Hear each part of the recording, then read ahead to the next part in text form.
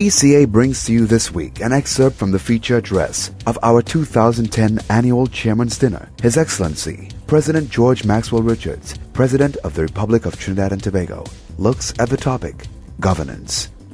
The theme of this year's event is governance, and this is very timely, what with the season in which we are, that of electoral politics. But as you know, governance issues are not confined to politics, and so this evening I propose to take the broader view. Without good governance in any entity, ladies and gentlemen, we are doomed to failure. This applies to government, to homes, to schools, to religious organizations, to the private sector, and to every other entity where there is human interaction.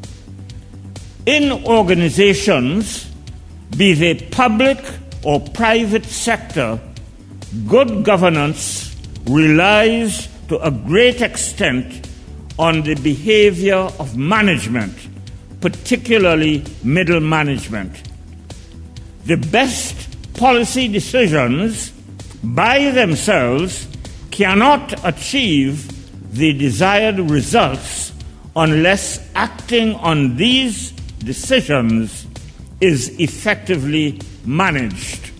There are certain key words or ideas that apply. In this context, they are responsibility, authority, and accountability. But the cluster is not complete without the inclusion of sanctions, a logical consequence of accountability. Benchmarks must be set for performance, and everyone must be accountable and to different publics as necessary. Organizations run aground, so to speak, when their objectives are not clearly defined and when guidelines and oversight are lacking. The desired end result of the organization's activities must be effectively communicated at all levels if lasting success is to be achieved. But more than that, staff at whatever level must be genuinely regarded as stakeholders in the enterprise and encouraged to see themselves as such, so that they may be willing to buy into its objectives. They must see themselves as having a secure place in the organization with some benefit to themselves now and in the future. Such organizations would encourage responsible initiative on the part of their staff, as opposed to allowing them to go off at a tangent, and would have certain and proper checks and balances in their operations. Fairness must also be a hallmark of good governance, and one must not have to rely on favoritism to advance or even to survive in an organization. The people factor is at the core of good governance. I am certain that we all know this, but it bears repetition.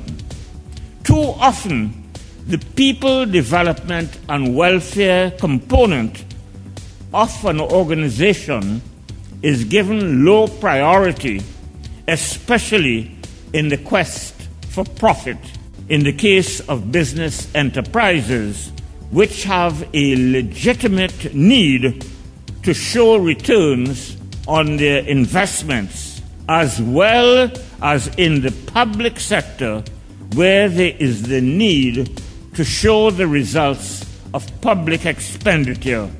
In this context, succession planning must be put in place not grudgingly, but as a necessary input to ensure the enthusiasm of staff and longevity of the organization.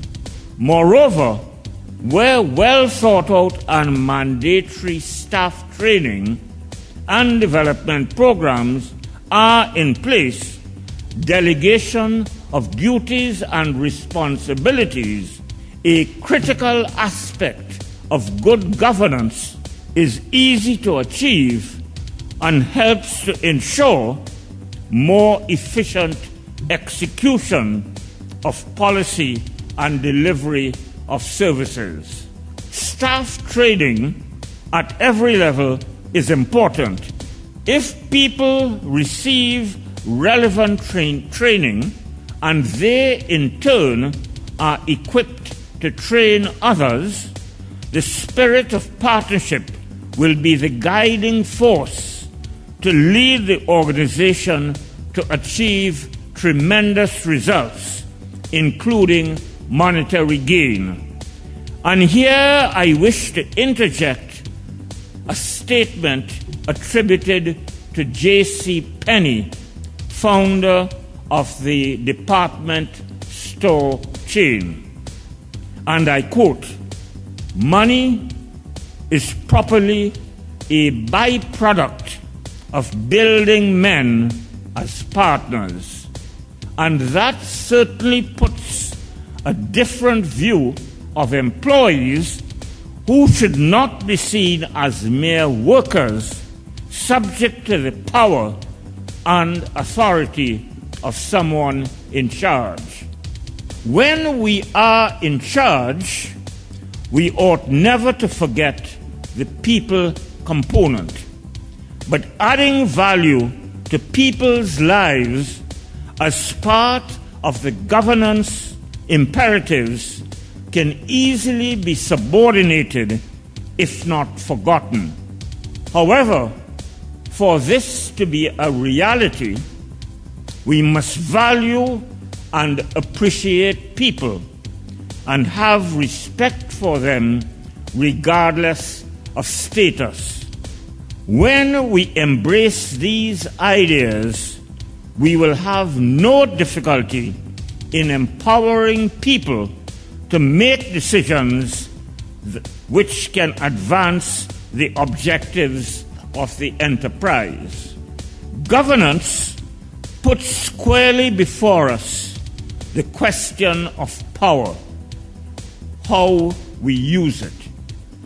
Power, ladies and gentlemen, can be very seductive. And when we have it, it is very easy to forget that it is really given to us for service.